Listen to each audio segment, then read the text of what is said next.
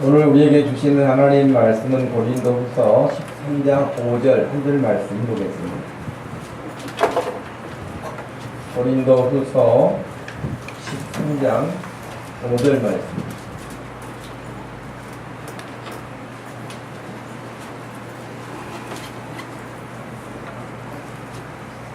찾으셨으면 우리 한 목소리로 말씀 읽겠습니다. 너희는 믿음 안에 있는가? 너희 자신을 시험하고 너희 자신을 확증하라. 예수 그리스도께서 너희 안에 계신 줄을 너희가 스스로 알지 못하느냐? 그렇지 않으면 너희는 버림받은 자니라. 아멘. 표준 세번역이라고 하는 번역으로 했던 5절 말씀을 제가 다시 한번 읽어드립니다. 여러분은 자기가 믿음 안에 있는지를 스스로 시험하여 보고 스스로 점검해 보십시오. 여러분은 예수 그리스도께서 여러분 가운데 계시다는 것을 알지 못합니까? 모르면 여러분은 실격자입니다. 이렇게 번역을 했습니다. 여러분, 사람이 살아가는데 질병의 종류가 몇 종류 정도나 될 것 같아요? 질병의 종류가 그냥 꽤 많을 거다, 그런 생각이 막연하게 들죠. 질병의 종류가 세계적으로 밝혀진 바로는 약 3만 종이 된다고. 질병의 종류가. 저는 그것도 적은 것 같아요. 3만 정도 종류도 적은 것 같다, 그런 생각이 들어요. 왜냐하면 우리 몸의 구조가 그만큼 복잡하다는 거예요. 단순하지 않아요. 그러니까 다른 사람들 보았을 때는 아무렇지 않아 보이는데 사람의 그 몸의 구성에 어떤 한 부분만 문제가 생겨도 질병이 되는 거잖아요. 그러니 3만 개도 부족한데 세계적으로 질병 체계가 그렇게 돼 있지만 우리나라에서는 질병 체계를 한 12,500종류 정도로 분류를 한대요. 그러니까 세계 질병학회에서 지금 보고 있는 것과 거의 절반 수준밖에 안 된다고. 그러니까 이름 없고 아직 질병의 원인도 모르고 그런 것들도 많다는 거예요. 어떤 사람들은 평생에 뭐 건강검진 한번 받아보지 않고 그냥 산다, 이런 사람도 있고, 어떤 사람은 늘 정기검진을 받는 사람들도 있고 그렇죠. 여러분, 이 사진을 보면 엑스레이 사진들인데 이제 사진을 찍어서 우리 몸을 겉모습을 보는 것처럼 볼 수가 없기 때문에 엑스레이라고 하는 그 선을 통하여서 사람들의 몸을 이렇게 좀 살피잖아요. 그래서 몸에 어떤 이상이 있는지, 문제가 생겼는지, 엑스레이도 찍지만, 옛날에는 엑스레이밖에 없었지만 지금은 초음파도 찍고, 그 다음에 요즘에는 MRI라고 하는 기계를 통하여서도, 요즘은 또 3차원 입체로 완전히 찍어내는 그런 어떤 진단 기계들도 속속 나오고 있죠. 그리고 여러분, 요즘에는 이 작은 알약 캡슐에 담겨있는 알약처럼 생긴 걸 하나 먹으면 그것이 몸속으로 타고 내려가면서 다 사진을 찍는 데잖아요. 그거 아직 해보신 분은 아직 안 계시죠? 한번 해보신 분 있으면 좀 사진 좀 보여주세요. 어떻게 생겼나. 속이 어떻게 생겼나 보게요. 그런데 여러분, 위험성인들이 이제 많다 보니까 그 위험성들을 줄이면서도 정확하게 진단해내기 위해서 그렇게 하는 거잖아요.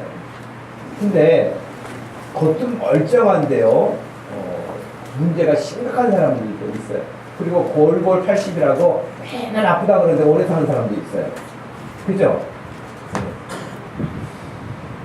근데 우리 이제 몸에 관련된 거란 말이죠. 근데 이제 우리가 늘 이렇게 반복해서 공부했던 것처럼 사람은 몸만 있는 게 아니잖아요. 사람은 몸만 있는 게 아니라 영혼도 있는데 몸의 건강은 늘 우리가 이렇게 챙기기 쉬워요. 그리고 기력이 딸리면 음식을 먹기도 하고요. 혹은 또 운동을 하기도 하고요. 자세를 교정하기도 하고요. 하여튼 다양한 방법으로 우리의 몸 관리를 하고 건강에 근육을 키우기도 하고 여러 가지 애를 쓰죠.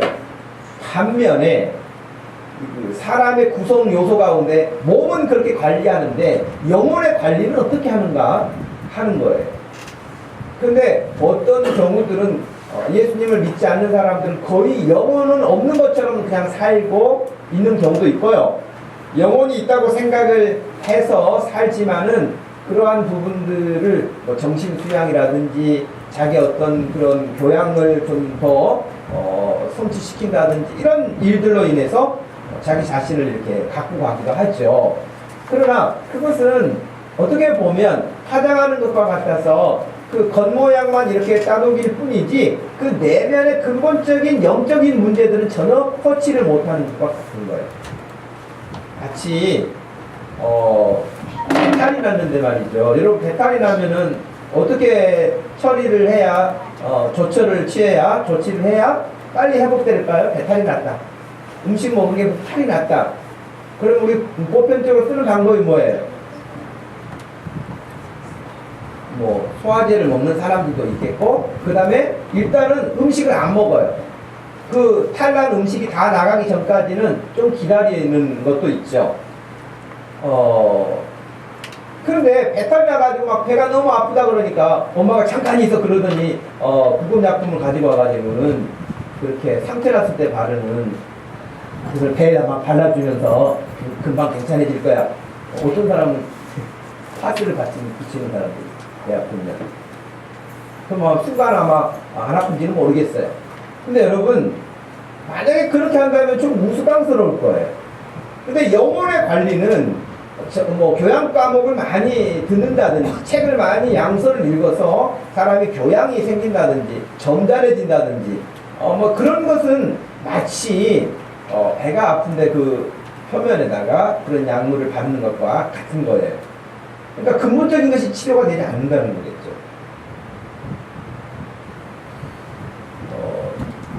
제가 지난주에 봉고차 종합검사 이렇게 하는 게 있어서 뭐 1년에 한 번씩 하는 검사가 있어요. 검사를 받으러 가면 시동도 켜보고 악셀레이터도 밟아보고 브레이크도 밟아보고 여러 가지 다 검사합니다. 기본적인 것들. 그리고 이제 다 검사하고 이상이 없으면 합격했다고 합격증을 딱 줘요. 그럼 1년간 차고 다니는 거예요. 근데 또 1년 후에 또 가서 또 검사하고 이러는 것이죠. 근데 어떤 면에서는 사람도 그렇게 영혼에 대한 부분에서 여러분 매주일 예배 드리러 와서 예배 드리면서 검사되면은 여러분 예배 끝나고 나가면서는 도장 하나씩 찍어줬으면 좋겠어. 오늘 예배 합격 뭐 이런 거. 근데 이게 합격인지 불합격인지 그냥 왔다는 검사소에 왔다는 갔는데 아무런 증거도 없이 그냥 가서 매연만 잔뜩 뿜어내는 것처럼 일주일 생활하는데 하나님의 은혜로 살지 않고 하나님의 말씀대로 살지 않고 자기 마음대로 그냥 배기가스 막 뿜어내는 것처럼 그렇게 사는 거예요. 그리고 다음 주에 와도 정확한 검사 안 하고 또다시 그냥 하고 그러다 보니까 오늘 한국 교회가 예수 믿는 사람들이 많아진다고 하면서도 청정지역이 되는 것이 아니라 더 악화되는 그런 현실이 되지 않는가 생각을 합니다. 원하기는 여러분들이 매주일 하나님께 예배 드리면서 문제가 없을 수는 없어요. 우리 인간이 열심히 한다고 해서 문제는 늘 있어요. 그런데 그런 문제들이 예배 드리고 하나님께 찬송하고 기도하고 이런 시간들을 통해서 여러분들이 다 해소될 수 있고 치료될 수 있고 합격 인정을 받아서 여러분이 일주일 생활 가운데서 하나님이 기뻐하시는 대로 힘있게 살 수 있는 그런 믿음 되기를 축복합니다. 네. 오늘 말씀은 조금 여러분 부담스러울 만큼의 말씀이에요. 너희는 믿음 안에 있는가? 너희 자신을 시험하라. 여기 뭐 이런 것도 좋아요. 너희 자신을 확증하라. 이런 것도 좋아요. 그런데 만약에 너희가 너희 안에 그리스도께서 계신 줄을 너희가 알지 못한다면 너희는 버림받은 이런 말씀이 얼마나 부담스럽습니까? 불합격 정도가 아니에요. 아예 불량품이라고 하는 거예요. 아예 믿음 없는 사람이라고 말하는 거예요. 그러니까 이건 여러분 지금 예수 안 믿는 사람들 전도하려고 바울이 보낸 편지가 아니고요. 고린도 교회 성도들에게 보낸 편지라는 것을 늘 기억하셔야 되고 성경을 여러분들이 늘 읽으실 때도 이거 예수 믿는 사람들에게 하신 말씀이라는 거예요. 안 믿는 사람에게 하신 말씀이 아니에요. 예수 믿는 사람들에게 물론 안 믿는 사람들도 예수 믿고 배워야 할 말씀이기는 하지만 1차적 대상이 예수 믿는 사람들에게 이 하나님의 말씀을 주신 거예요. 그러니 우리가 읽었던 고린도후서 13장 5절 말씀 역시 고린도 교회 성도들이 1차적으로 받는 말씀이라는 거예요. 밖에 전도 대상자가 받는 게 아니에요. 그런데 예수를 믿고 교회를 출석하고 있는 그 사람들에게 너희도 만약에 이렇게 되지 않는다면 너희는 버린 자와 다를 바가 없다 이렇게 말을 하는 거예요. 또 얼마나 이게 부담스러운 말씀입니까?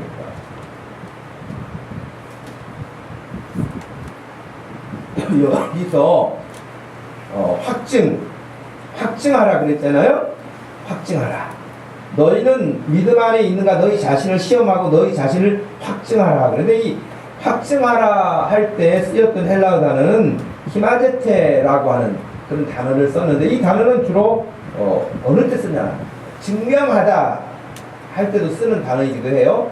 이것은 금을 재련할 때 금의 순금을 만들기 위해서는 열을 가해가지고 거기에 불순물을 제거하게 되잖아요.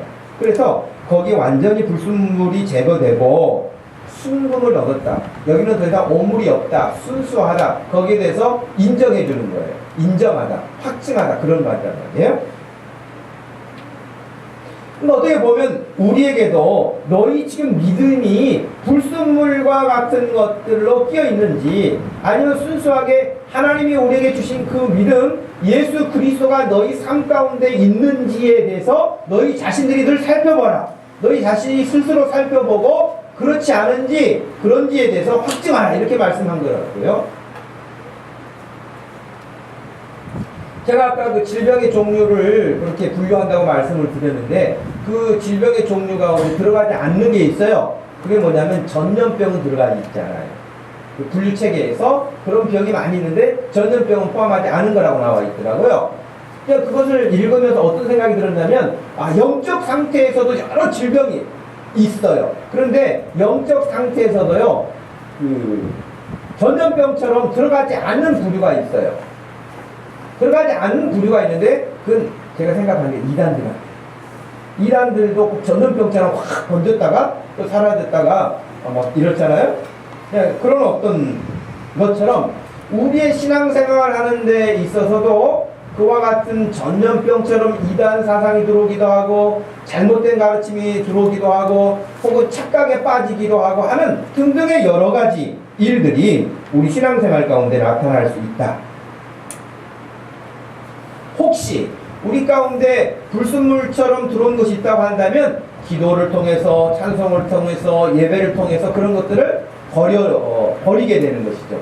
그게 늘 우리 자신들을 점검하고 또 점검해서 주님 앞에 순수한 모습을 갖는 그 믿음의 자세를 요구하고 있다고 봅니다. 그런데 바울은 왜 이 말씀을 했을까요? 고린도 교인들에게 왜 이런 말씀을 했을까요? 물론 바울이 시작도 마지막에도 축복의 말을 늘 합니다. 제가 그 신대원에서 공부할 때에 신학학의 하여튼 대가라고 알려진 아주 유명한 교수님이 계시는데 그 교수님이 영국의 F.F. 브루스라고 하는 그 교수가 있었다는 걸 공부하실 때 근데 영국 사람들, 이 구미 사람들이 사람을 대하고 학생을 대할 때 하는 일 가운데 이렇다는 거예요. 과제물을 가지고 이렇게 들어가거나 검사를 받으러 가거나 이렇게 하면은 늘 10분 먼저 칭찬을 한대요. 칭찬을 10분간 한대요. 그리고 고칠 부분이 있으면 5분간 이야기를 한다요. 그 아예 생활화되어 있다 그래요. 10분은 무조건 칭찬한대. 너 참 잘했다. 이런 표현 어떻게 이런 표현을 썼니? 그리고 이런 말을 칭찬을 하고 고칠 부분에 대해서는 딱 5분 이야기를 하신다고 하더라고요. 근데 한국은 그렇지 않다고. 지적 먼저. 저도 그런 이야기를 생각하면서 저도 그런 거예요. 지적을 먼저 하는 거예요. 그 다음에 우리나라 말이 굉장히 과격하다 그래요. 여러분 어떤 표현들 보면은 결사 반대 이런 이야기들 자주 보잖아요. 결사 사수 이렇게 결사 죽음을 각오하고 정말 예수를 위해서 죽음을 각오하는 사람은 별로 없고 이런 재산상의 문제라든가 이런 문제 있을 때는 결사 막 하면서 빨간 띠를 들고 이렇게 막 데모하고 이랬잖아요. 이런 모습들을 보면서 우리나라 사람들의 말이 굉장히 과격하다. 그래서 저는 그런 부분에 어느 지역에 가가지고 이렇게 주차를 해야 된다거나 하는 그런 상황이 있어가지고 어느 이제 주택단지 같은데 연립주택이라든지 아파트라든지 이렇게 아파트는 아예 들어가지 못하고 막고 있고 주택단지 같은데 이렇게 들어가면 거기에 뭐라고 써 있습니까? 혹 급하신 분들은 잠깐 동안은 주차를 하셔도 좋습니다. 이런 건 난 본 적이 없어. 사실은 우리가 거기 하루 종일 주차 안 하잖아요. 잠깐 이렇게 일 볼 때도 많잖아요. 그럼 정말 우리 예수 믿는 사람들이 그렇게 썼으면 좋겠어. 잠깐은 주차, 뭐 30분 정도는 주차하셔도 괜찮습니다. 비어 있을 때는 그렇게. 그런데 전부 다 주차장마다 절대 금지, 견인함, 고발함 막 등등등 책임지지 않은 막 이러면서 겁을 잔뜩 주잖아요. 그 차 못 되게 하려고. 그러니까 우리나라 말이 굉장히 좀 과격하다. 바울이 과격한 사람이 아니에요. 그들을 편지를 쓸 때도 칭찬을 먼저 쓰고요. 또 마지막에도 또 칭찬을 하고 이제 이렇게 하는 사람인데 그런데 그 중간에 해야 할 어떤 말에 대해서는 머뭇머뭇하거나 그렇지 않고 명확하게 말을 합니다. 우리가 잘 아는 대로 고린도 교회는 사도 바울이 개척한 교회예요. 사도 바울이 개척한 교회니까 누구보다도 고린도 교회를 잘 알고 있어요. 잘 알고 있을 뿐만 아니라 고린도 교회에 대해서 애착도 많아요. 그런데 바울이 여러 지역을 다니면서 개척을 했는데 그렇게 세워진 교회들이 있는데 그 중에서 제일 골치 아프게 한 교회가 고린도 교회. 고린도 교회 안에는 문제거리, 큰 이슈가 되는 문제거리가 아무리 적게 잡아도 10가지 이상이 됩니다. 10가지 이상이 돼요. 여러분, 심지어는 어떤 이야기까지 있냐면은, 야, 너희들이 교회 아니니? 근데 어떻게 되는 게, 교회 밖에 있는 하나님을 모르는 사람들도 하지 않는 짓을 너희들은 한다. 이렇게까지 말을 했단 말이에요. 그게 고린도전서 5장 1절 말씀이에요. 너희 중에 심지어 음행이 있다 함을 들으니 그런 음행은 이방인 중에서도 없는 것이라. 누가 그 아버지의 아내를 취하였다 하는도다. 이런. 그러니까 예수를 안 믿는다 할지라도 그렇게 하지 않는데 아니 예수 믿는다고 교회를 다니는 사람 너희들 중에는 그런 사람이 있다고 하니 이게 지금 무슨 말이냐 하는 거예요.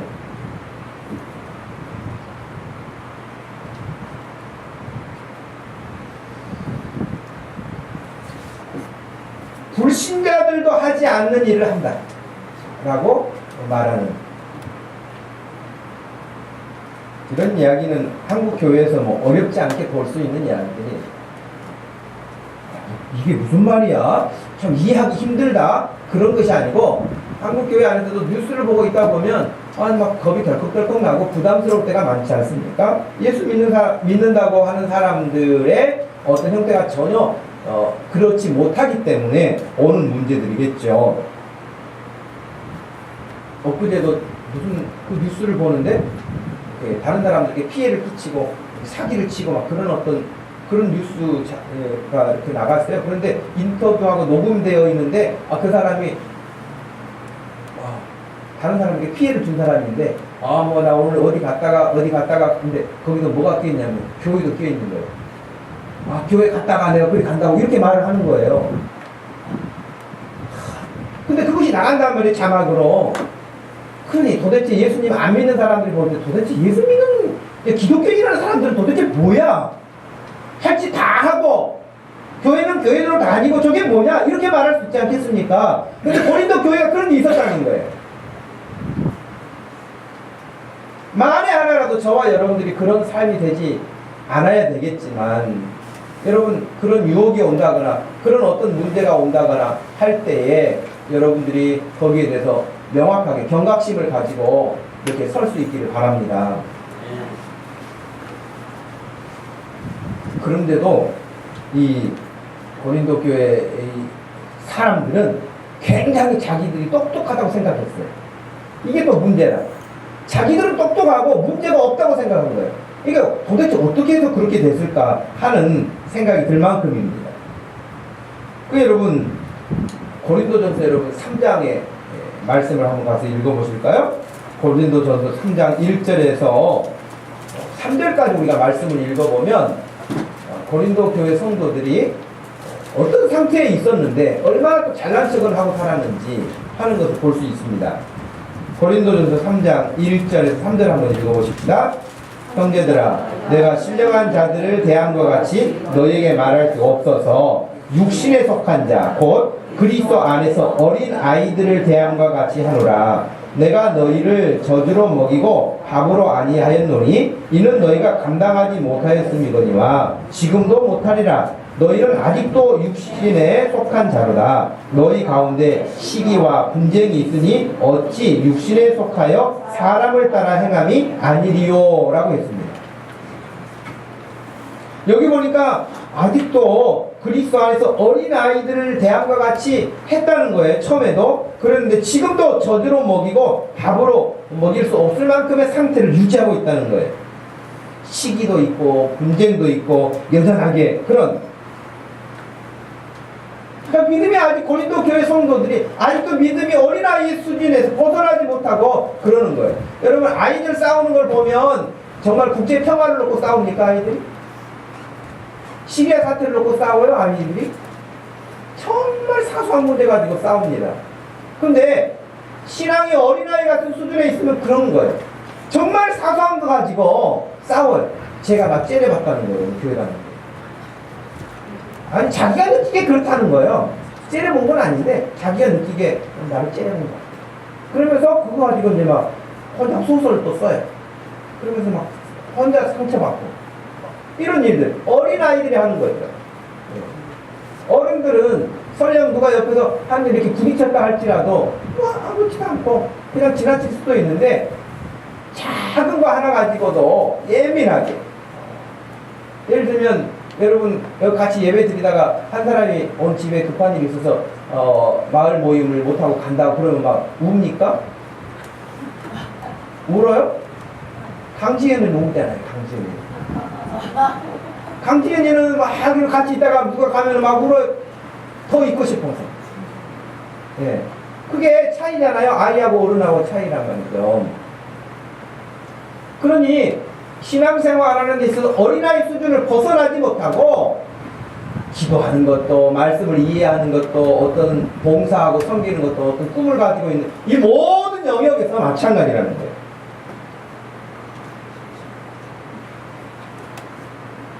여러분들이 시간이 되신다면 시간을 내어서 고린도 전서 후서를 한번 쭉 읽어보시면서 고린도 교회에는 도대체 무슨 문제가 그리 있었는가 하는 것들을 한번 생각해 볼 필요가 있어요. 어떤 갈등이 그렇게 있었는가?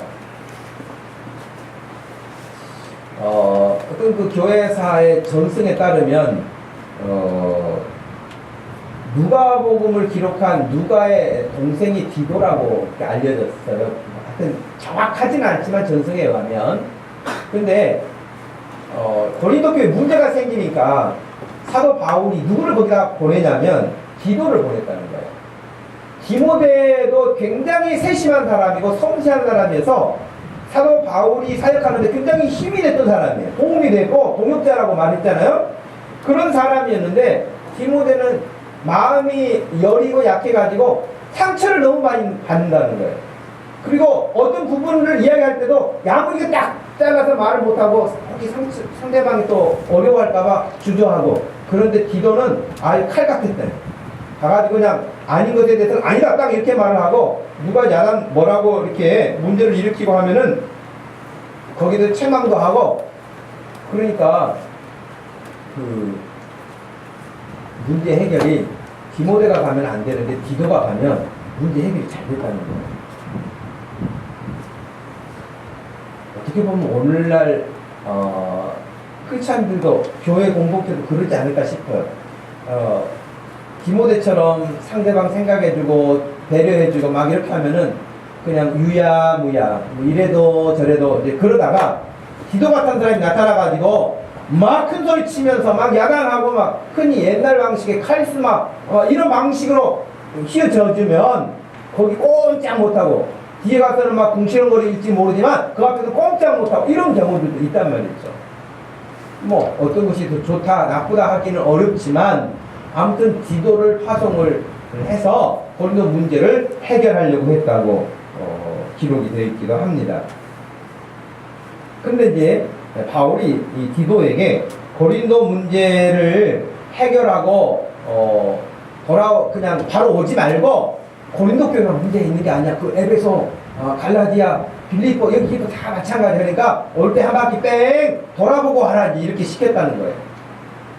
근데 이제 바울이 사역을 이렇게 하면서 디도가 이제 곁에 있으면 또 막 이렇게 힘을 얻기도 하고 그러는데 올 때가 되는데 안 오는 거예요, 디도가. 그래서 생각에 우리나라 지도로 이제 생각을 한다면은 너 저기 신안 혹은 저기 통영 뭐 이 지역에만 가지 말고 그 주변에 섬도 다 돌아보고 와라. 그 교회들도 한번 돌아보고 와라. 이렇게 이야기를 했다는 거예요. 근데 안 오니까 목포나 뭐 거제나 이런 지역에 가가지고 이제 이 정도 왔겠지 하고 기다리는데도 불구하고 기도가 안 나타나는 거예요. 그러니까 이제 막 마음이 불안하기도 하고 어려움을 호소하는 그런 장면들도 있습니다. 그래서 디도가 사도 바울의 사역에 있어서 큰 일을 했지만 어떤 때는 또 바울의 그 사역에 있어서 민첩하게 대응하지 못한 어떤 일들로 인해서 염려시키는 일도 했었다. 그래서 이런 고린도후서 2장에 이런 말씀이 있어요. 12절 보니까 내가 그리스도의 복음을 위하여 드로아의 이름에 주 안에서 문이 내게 열렸으되 내가 내 형제 디도를 만나지 못함으로 내 심령이 편치 못하여 저희를 작별하고 마게도냐로 갔다. 그렇게 돼 있어요. 그러니까 디도를 만나러 가는데 만나지 못하고 마음이 편치 못했다. 그런 표현을 하잖아요. 그런데 지금 고린도후서 13장은 고린도 전서 후서를 통틀어서 마지막 장이잖아요. 고린도 전서가 16장까지 있어요, 여러분. 16장까지 있고 고린도 후서가 13장까지 있어요. 그러니까 13장을 더하면 29장이 되잖아요. 29장의 지금 마지막 장면에서 왜 이런 말을 했을까 하는 거예요. 너희는 믿음 안에 있는가? 너희 자신을 시험해라. 자신을 확증해라.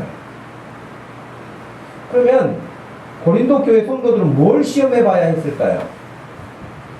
그리고 고린도 교회 성도들만이 아니라 오늘 우리들은 이 말씀을 대하면서 오늘 우리들은 무엇을 시험해야 할까요? 무엇을 시험해야 할까요? 여러분은 여러분의 믿음에 무엇을 시험해야 할까요? 근데 오늘 말씀에 보면 너희는 믿음 안에 있는가라고 그렇게 되어 있잖아요. 믿음 안에 있는가 너희 자신을 시험하고. 그렇다면 첫 번째 해야 될 시험, 오늘 두 가지를 말씀드리려고 하는데 첫 번째 해야 될 일은 뭐냐면 너희가 믿음 안에 있는지 너희 스스로를 시험해보라는 거예요. 믿음 안에 있는가 시험해보라 하는 거예요. 여러분 믿음 안에 있다고 하는 것도 어떻게 시험해볼 수 있을까요? 굉장히 기초적인 질문인데요. 이 기초가 없으면 건물에 올라갈 수가 없어요. 이 부분이 명확하지 않으면 믿음이 성장해 갈 수가 없어요. 더 좋은 믿음으로 발전해 갈 수가 없어요. 이 기초가 명확하지 않은 상태에서 교회 생활을 오래 하잖아요. 그러면 교회 생활에 익숙하기는 하지만 믿음은 잘하지 않아요. 그리고 믿음은 잘하지 않기 때문에 이 일도 하고 저 일도 하지만 어느 순간에 망가져요. 모래 위에 집을 지은 것처럼 무너져 있고 없어져 버려요. 그렇기 때문에 믿음 안에 있는가 여부를 확인하는 것도 굉장히 중요한 부분에 해당합니다. 저는 이 부분의 해답이 어디에 나와 있다고 생각하냐면 고린도 전서 15장에 나와 있어요. 여러분 고린도 전서 15장을 한번 펴보실까요? 고린도 전서 15장.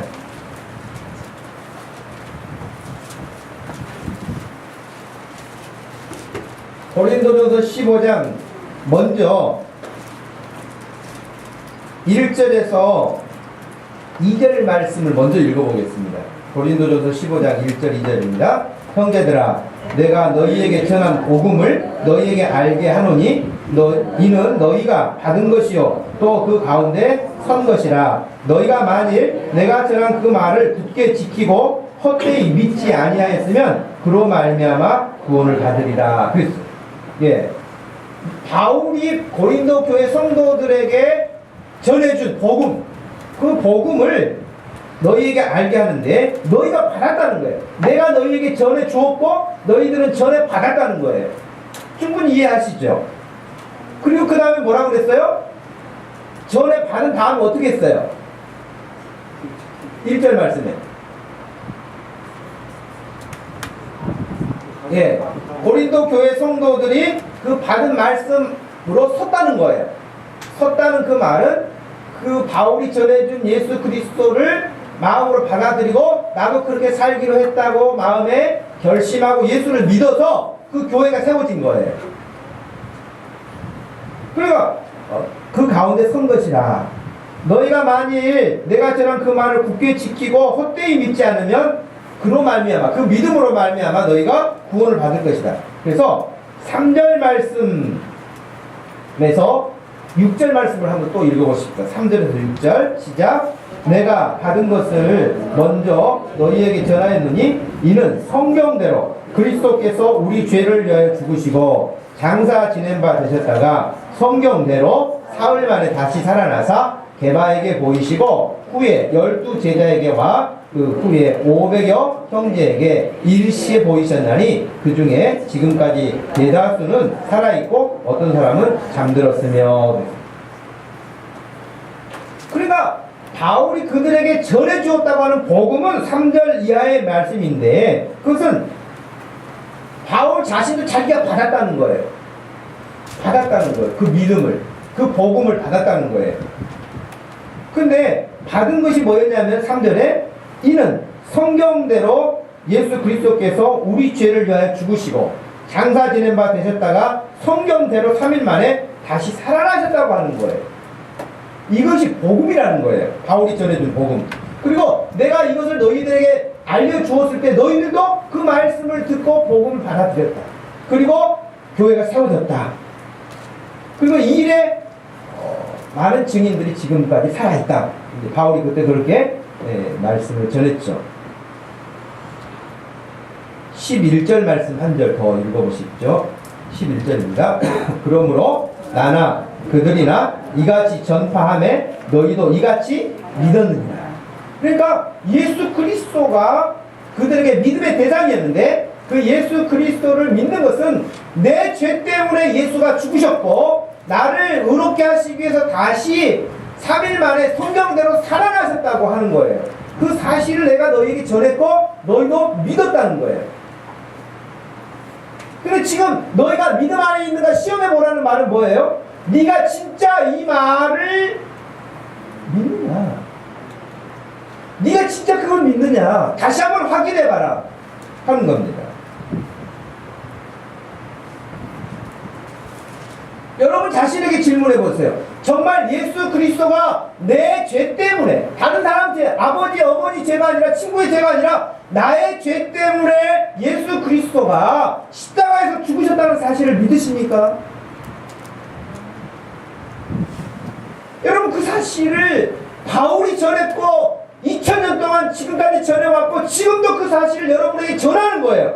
이 설교의 중요한 것이 뭐냐? 뭐 설교에서 뭐 최신 교양, 최신 유행하는 거, 최신 지식을 여러분들이 공급해 주는 게 아니라 변함없이 바울처럼 성경대로 예수 그리스도를 전하는 거예요.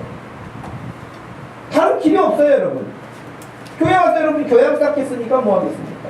요즘에 인문학 강의가 얼마나 많습니까? 재미난 이야기가 얼마나 많습니까? 그런 이야기는 다른 데도 많습니다. 그러나 그런 어떤 인문학 강의에서도 여러분의 죄 때문에 예수 그리스도가 오셨고 죽으셨고 부활했다는 이야기는 하지 않습니다. 교회가 뭐냐? 교회는 바로 이 사실에 대해서 두고두고 변함없이 늘 증거해야 되고 확인해야 될 문제라고 하는 것이에요. 이 시간에도 여러분 스스로 확인하시기 바래요. 제가 여러분들에게 가가지고 당신 믿습니까? 안 믿습니까? 집사님 확실하게 믿어요? 안 믿어요? 이렇게 물어볼 것이 아니라 여러분 스스로 한번 생각해 보라는 거예요. 바울이 지금 고린도 교인들에게. 그럼 여러분도 스스로 생각해 보셔야겠죠.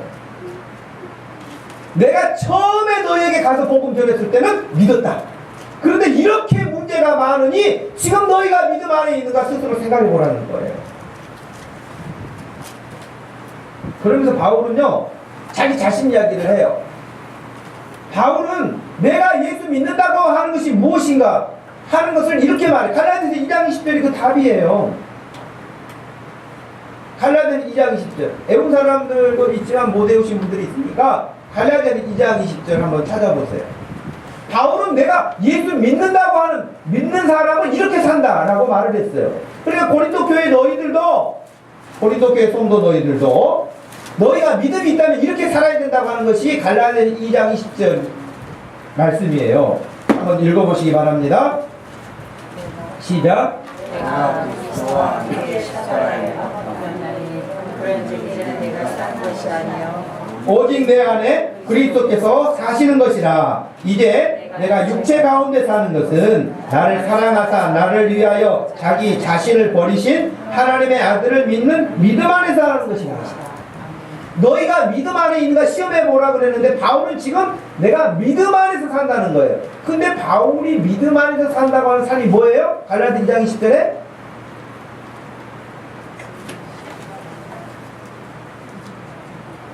갈라디아 2장 20절 보니까 믿음 안에서 산다고 하는 바울의 삶은 뭐예요? 더 이상 무엇을 위해서 살잖아요. 육체를 위해서, 자기 자신을 위해서 살지 않고 어떻게 말했습니까?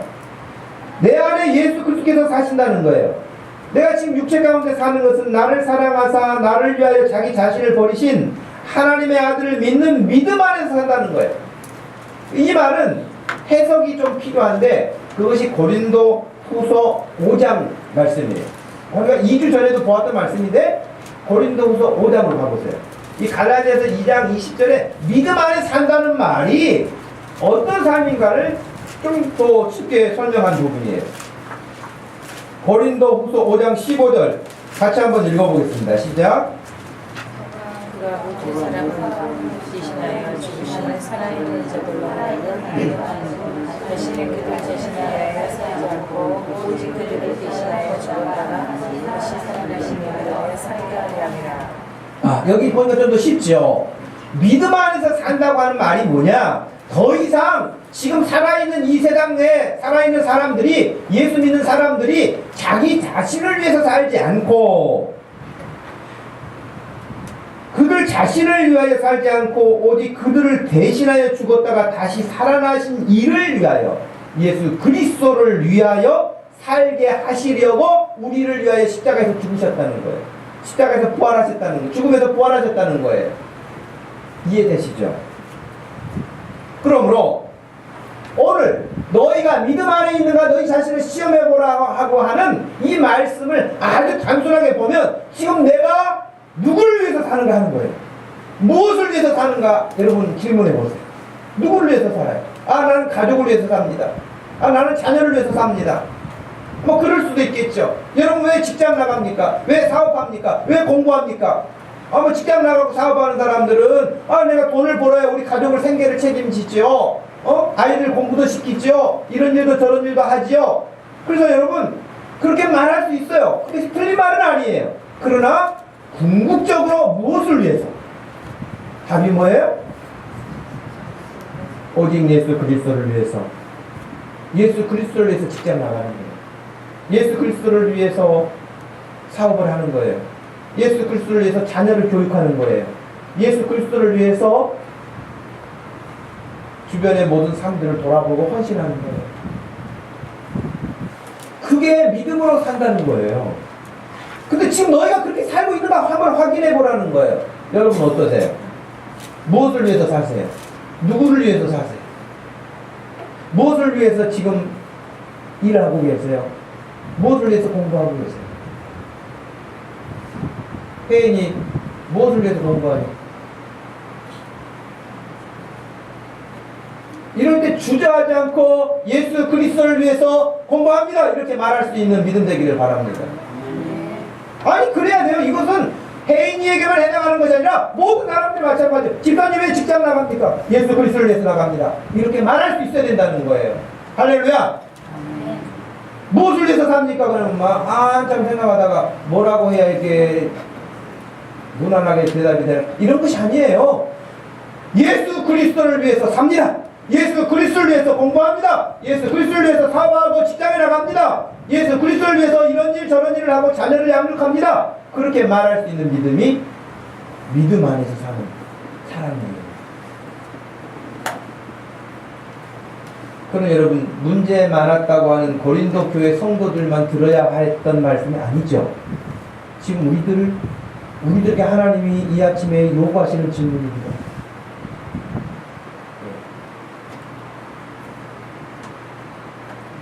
만약에 우리 자신들이 예수 그리스도에게 초점이 맞춰져 있지 않고 산다면 그 믿음에서 사는 게 아니죠.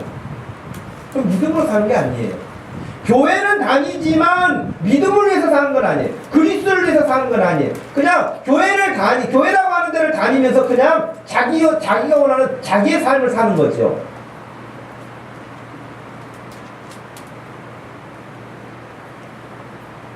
두 번째는 그러면 지금 고린도 교회 성도들은 바울이 이 복음 예수 그리스도를 그렇게 전해 주었을 때 우리는 받지 않겠습니다. 그러지 않았다는 거예요? 받아들였다는 거예요. 아멘! 하고 할렐루야! 하고 그런 일이 다 있습니까? 이 땅에서만 사는 게 아니라 영원한 생명도 있습니까? 사람이 죄 때문에 죽습니까? 그 죄의 문제를 그 예수 그리스도가 십자가에서 해결하셨단 말입니까? 하나님의 나라가 있단 말입니까? 그러면 나도 믿어야죠. 그러면서 다 받아들였다는 거예요. 고린도 교인들. 문제는 동의했어요. 동의했으니까 예수 믿었겠죠. 예수 믿으니까 교회가 생겼겠죠. 그래서 고린도 교회가 생겼잖아요. 그런데 그렇게 동의한 내용대로 사느냐 못 사느냐는 또 별개 문제예요. 그러니까 진짜 믿음 안에 뿌리를 내리면 주변에서 일어나는 것들을 그 예수 그리스도를 기준 삼아서 버릴 것 버리고 취할 것 취하면서 이렇게 딱 나가요. 그런데 그 중심이 서지 않으면 왔다 갔다 세상의 절반 섞였다가 교회 절반 섞였다가 혼란스러워요. 무엇이 옳고 그른지를 분간하지 못해요. 그냥 어떻게 보면 교회 같기도 하고 어떻게 보면 전혀 세상 사람 같기도 하고 이런 일들이 되는 거죠. 여러분 씨 뿌리는 비유에서 마지막 열매를 30배, 60배, 100배를 내는 그 씨앗은 어떤 경우입니까? 일단은 좋은 밭에 뿌려졌다는 거예요. 좋은 밭에 뿌려졌다는 말은 고린도 교회 사람들하고 이렇게 비교를 해보면 바울이 복음을 전했을 때 그 말씀을 받았다는 거예요. 좋은 마음을 받은 거죠. 그죠? 받았어요. 받기는 좋게 받았어요. 그런데 살다 보니까 그 씨 뿌리는 비유에서 좋은 밭에 뿌려진 경우는 가시떨기밭이나 돌짝밭이나 길가에 뿌려진 씨앗들과는 다른 점이 있어요. 그게 뭘까요? 좋은 밭에 뿌려진 씨앗 경우에는 가시떨기나 돌짝밭이나 길가에 뿌려진 씨앗과 다른 점이 있는데 그 점은 뭐냐면 똑같이 어려움이 온다는 거예요. 길가도 돌짝밭도 가시덤불 좋은 밭에도 어려움이 와요. 똑같이 어려움이. 그런데 좋은 밭에 있는 경우만 그것을 이겨내요. 환난도 역경도 어려움도 이겨내요. 좋은 밭에 있는 씨앗은. 그런데 나머지는 가시덤불에 있는 씨앗은 싹도 나고 잘 자라다가 가시덤불 기운이 더 없애가지고 눌러버리는 거예요. 그래서 열매를 못 맺어요. 그 이야기는 예수님이 해석해 주시기를 예수를 믿고 믿음으로 살려고 하다가 세상의 쾌락이나 세상의 재물이나 세상의 유혹이 오면 아이고 이것이 더 좋구나 하고 그거 따라간다는 거예요. 그러니 거기에는 열매가 없다는 거예요. 길가에 뿌려진 씨앗과 같은 경우는 아예 처음부터 말씀을 듣기는 했는데 뿌리도 내리지 못하고 그냥 사단이가 이미 말씀 다 걷어갔어요. 아무것도 없어요. 예배는 드렸는데 머리에 남은 거 아무것도 없다는 거예요. 그러니까 여러분, 좋은 밭에 뿌려졌다는 씨앗은 그 말씀을 듣고 지키기 위해서 인내한다고 돼 있어요. 하나님의 말씀을 지키기 위해서 인내해요. 고난도 감수해내요. 참아내요. 이겨낸 거예요. 그러니까 열매를 내는 거예요. 근데 그 나머지는 전부 다 중간에 포기하고요. 세상으로 돌아가 버리고 세상과 비슷하게 살아버린 거예요. 그러니 내가 그것을 받아들였다고 하는 것과 그 이후에 열매를 내느냐 못 내느냐는 또 다른 점이라는 거예요. 그 대표적인 예가 여러분, 마태복음 26장에 베드로를 예를 들어서 말할 수 있겠어요. 마태복음 26장으로 가보세요. 마태복음 26장 31절 말씀에서 35절까지, 마태복음 26장 31절에서 35절까지 같이 한번 소리내서 읽어보겠습니다. 그때에 예수께서 제자들에게 이르시되 오늘 밤에 너희가 다 나를 버리리라. 기록된 바 내가 목자를 치리니 양의 떼가 흩어지리라 하였느니라. 그러나 내가 살아난 후에 너희보다 먼저 갈릴리로 가리라. 베드로가 대답하여 이르되 모두 주를 버릴지라도 나는 결코 버리지 않겠나이다. 예수께서 이르시되 내가 진실로 내게 이르노니 오늘 밤 닭 울기 전에 네가 3번 나를 부인하리라. 베드로가 이르되 내가 주와 함께 죽을지언정 주를 부인하지 않겠나이다 하고 모든 제자도 그와 같이 말하니라. 아, 여기 보세요. 여기 보니까 결심이 섰어요. 베드로가 그런 게 아니라 나머지 제자들도 마음에 결단했어요. 죽을지언정 그런 일은 없을 거라고. 그쵸? 결단했으니까요. 결단 안 해서가 문제예요. 결단했어요. 그런데 여러분, 마태복음 그 26장을 끝까지 여러분 읽어보십시오. 이 말씀을 하시고요. 예수님이 곧바로 겟셋마네 동산으로 기도하러 가십니다. 제자들 데리고 기도하러 가세요. 그리고 그들에게 말씀하세요. 잠시만 깨어서 기도해라 하고 기도하러 예수님이 가셔요. 근데 제자들, 이런 결단을 내린 제자들이 어떻게 됩니까? 기도는 못하고 다 참고. 이유가 있습니다. 육체가 피곤하다고 되어 있습니다. 기도 못하고 잔 거예요. 결단했어요. 그러나 기도 못했어요. 결과가 어떻게 됐을까요? 결과는 예수님의 말씀대로 나머지 제자들도 다 그와 같이 말하니라. 베드로처럼 그렇게 결단하고 말했는데 부인하지 않겠습니다. 주님하고 죽을지언정. 그렇게 말을 했던 사람들은 이미 다 도망가고 없고, 그래 나 마지막까지 남은 사람이 베드로였는데 그 베드로도 무장한 군인 앞에서 겁에 질려가지고 예수님 모른다고 부인한 게 아니라 아주 어린 아이가 당신도 갈릴리 사람 아닌가? 저 예수하고 같이 다닌 사람 내가 보니까 그 사람하고 똑같은데? 그러면서 베드로를 지목하니까 예수를 나는 모른다고 부인하지 않았습니까? 나는 예수를 모른다. 기도 없는 결단은 능력이 없습니다.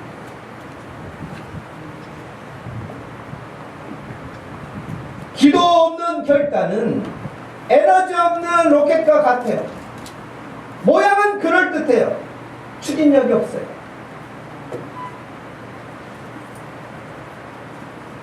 기도하시기 바랍니다. 기도가 빠진 신앙생활은요, 여러분의 삶을 모양만 그리스도인으로 만들지 능력 없는 그리스도인으로 전락시키는 거예요. 어떤 이유가 됐든지 기도하지 못하면 우리가 무능해 돼요. 무기력해 돼요. 기도하십시오. 제자들 보면 답이 나와 있지 않습니까? 큰 소리 친다니까요. 큰 소리 쳐요. 그냥 큰 소리가 아니라 생명 걸고 큰 소리 쳐요. 죽을지언정까지. 여러분, 저는 우리 교회 섬기면서 집사님들 가운데 서리 집사하고 또 안수 집사하고 권사 세우고 그럴 때 죽을지언정 내가 그러면서 서약한 사람 내가 못 봤어. 아니, 생명 걸고 결단을 했는데도 불구하고 불과 얼마 받지 않아서 무너지는데, 우리는 그런 결단도 하지 못한 사람들 아닙니까? 생명까지 내걸고 결단하지 못하잖아요. 그러나 이 시간 여러분 그렇게 결단해야 되지 않겠어요? 여러분의 생명을 건지기 위해서 예수 그리스도가 오셨고 예수님이 여러분의 생명을 살리셨다면 우리 생명 걸고 예수 믿어야 되지 않을까요? 예수님은 우리를 건지시려고 생명을 버리셨는데 우리는 생명 걸지 않고 적당하게 예수 믿으려고 하면 여러분 무슨 역사가 일어나겠어요? 예수 그리스도를 위해서 생명을 거시기 바랍니다. 예수 그리스도를 위해서 믿음으로 살기를 바랍니다. 그런 일을 위해서 기도하지 않고는 여러분 그런 삶을 결코 이뤄내지 못한다고 한 것입니다. 성경에서는 그래서 기도하라고 합니다. 성경에는 수없이 많은 곳에서 기도하라고 가르쳐요. 사무엘상 1장 10절에 보면 한나가 마음이 괴로웠어요. 아이가 없어서 괴로웠어요. 자기를 계속 화나게 하는 군인나라고 하는 그 여인 때문에 괴로웠어요. 괴롭다고 해가지고 울고만 있는 것이 아니라 하나님 앞에 나와서 통곡하고 기도했다고 되어 있어요. 그리고 하나님은 그의 기도를 들으셨다고 되어 있어요. 기도하시기 바랍니다. 사무엘하 24장에 보면 다윗이라는 왕이 이스라엘의 인구조사를 합니다. 인구조사를 해서 하나님 굉장히 괘씸하게 여기셨어요. 왜 인구조사가 괘씸하게 여기셨느냐? 다윗이 한번 계산해 본 거예요. 우리나라 군대가 몇 명이나 되는가? 이 정도면 내가 한번 해볼 수 있을 거야. 군대 숫자를 계산했다고 하는 것은 자기 힘을 의지하고 하나님 의지하지 않았다는 거예요. 하나님 화나셨어요. 그래서 하나님께서 선지자를 보내가지고 내가 너에게 벌을 내릴 것이다. 세 가지 중에 하나를 선택해라. 그러니까 다윗이 선택한 것이 전염병을 선택했어. 왜냐? 전염병이 돌다가도 하나님이 우리를 불쌍히 여기셔서 용서해 주실 거라고 하는 생각으로 선택을 했단 말이에요. 그것이 사무엘에 나와 있는 말씀이죠. 사무엘하 24장에 보면 15절에 이에 여호와께서 그 아침부터 정하신 때까지 전염병을 이스라엘에게 내리셔가지고 단에서부터 부엘세바까지, 이 말은 함경북도부터 제주도까지 그런 말이에요. 이스라엘 전체에 전염병이 돌게 했는데 그때 죽은 사람의 숫자가 7만 명입니다. 7만 명. 여러분 사스 뭐 돌았다고 했지만 그렇게 많이 죽지 않잖아요. 7만 명. 그런데 7만 명이 죽게 되는 그때에 사무엘하 24장 25절을 보니까 그곳에서 여호와를 위하여 제단을 쌓고 번제와 화목제를 드렸더니 이에 여호와께서 그 땅을 위한 기도를 들으심에 이스라엘에게 내리시는 재앙을 그쳤더라. 할렐루야. 기도하면 하나님이 들으십니다. 기도하면 응답하십니다. 기도하면 능력 주십니다. 결단만 하는 것을 요구하시잖아요. 능력 있는 삶을 원하시는 거예요. 마태복음 26장 41절에 예수님이 그렇게 말씀하셨어요. 시험에 들지 않게 깨어 기도하라. 로마서 12장 11절에 부지런하여 게으르지 말고 열심을 품고 주를 섬기라.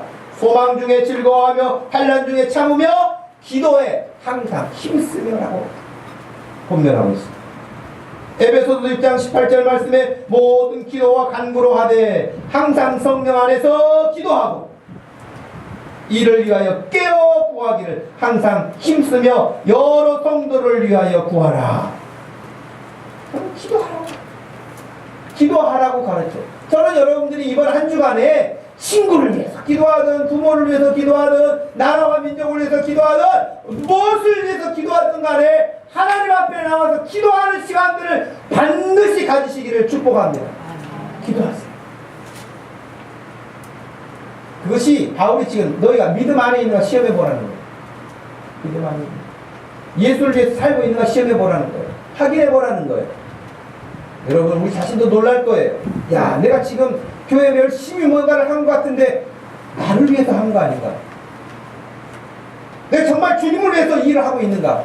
한번 점검하셔서 이번 한 주간에 여러분의 삶들이 다시 좌표를 수정해서 오직 예수 그리스도를 향하여 초점을 맞추고 그 일을 위해서 갈 수 있도록 추진력을 얻기 위하여 기도하는 여러분의 믿음 되기를 주님의 이름으로 축복합니다.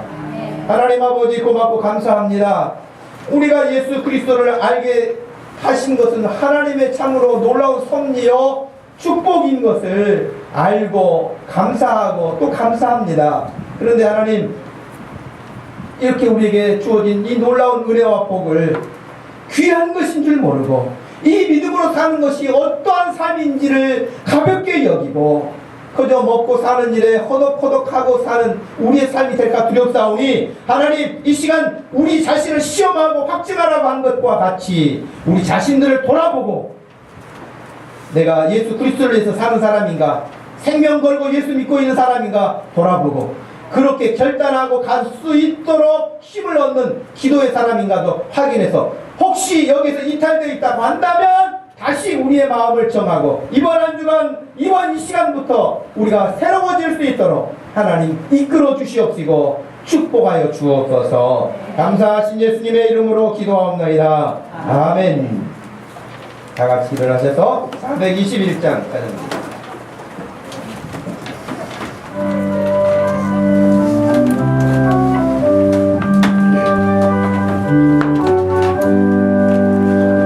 내가 예수 믿고서 제사마다 나의 모든 것 다 변했네. 지금 내가 가는 길 천국이요 주의 피로 내 죄가 씻겼네. 너의 모든 것 변하고 그 피로부터 받았네. 하나님은 나의 구원 되시오.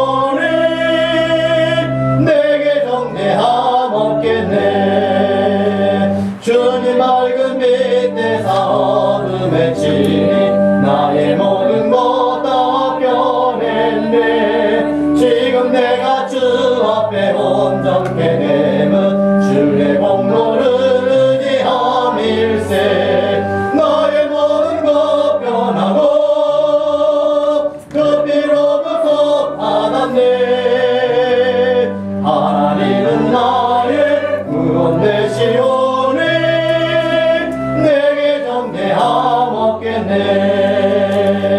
내게 성령 임하고 그 크신 사랑 나의 맘에 가득 채우며 모든 공포 내게서 물리치시니 내 맘 항상 주 안에 있도다. 나의 모든 것 변하고 그 피로부터 받았네. 하나님은 나의 구원 되시오니 내게 정죄함 없겠네.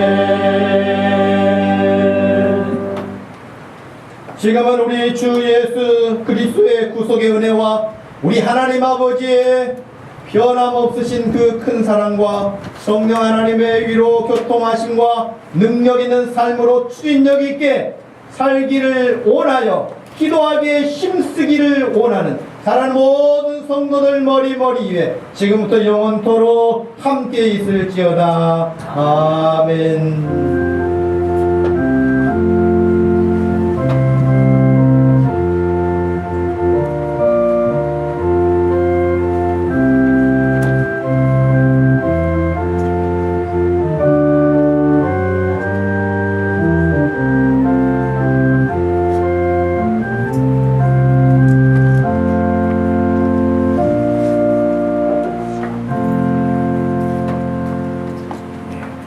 바로 위해서 마을 모임들